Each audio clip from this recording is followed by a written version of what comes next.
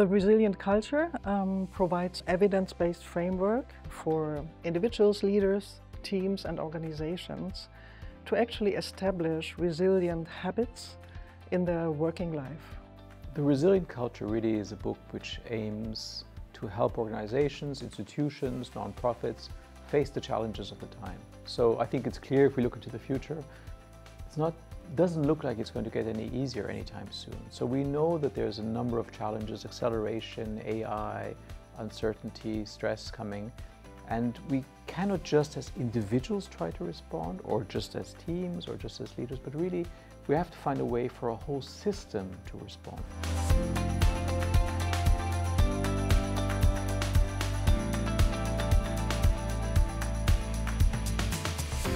When we speak about resilience, we speak about the ability to vary your internal states, to be able to shift from being stressed to having kind of a growing state, regenerating state, also a letting go state.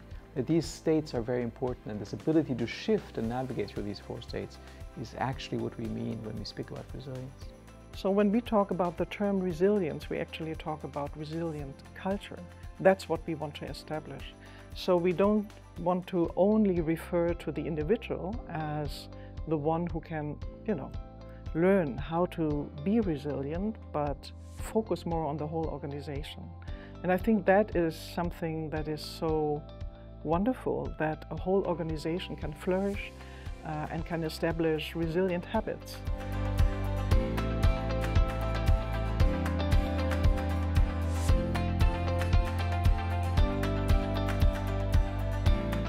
So, we work a lot with organizations every year, and we just saw a growing imbalance, that there was an increasing performance and above all transformation pressure that was rising, and at the same time, honestly, people's capabilities to learn and grow, to be well, in our perception were declining. There was just a complete imbalance.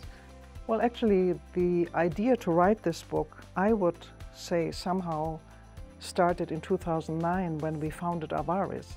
So Chris and I had a very deep purpose to bring mindfulness to working places. That was the original purpose that we have had. And our purpose hasn't changed at all, but there is a deep understanding that now resilience is really at its core, that helps or can help humanity in a way to survive. So the why is connected to why do we do what we do at Avaris.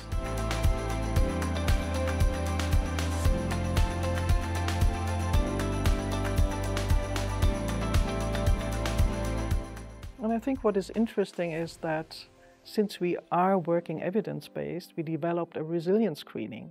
So a measurement where we can see at what stage is the individual, but also the whole organization in terms of resilience. And therefore we can very precisely offer interventions that help them to flourish, but also to perform well.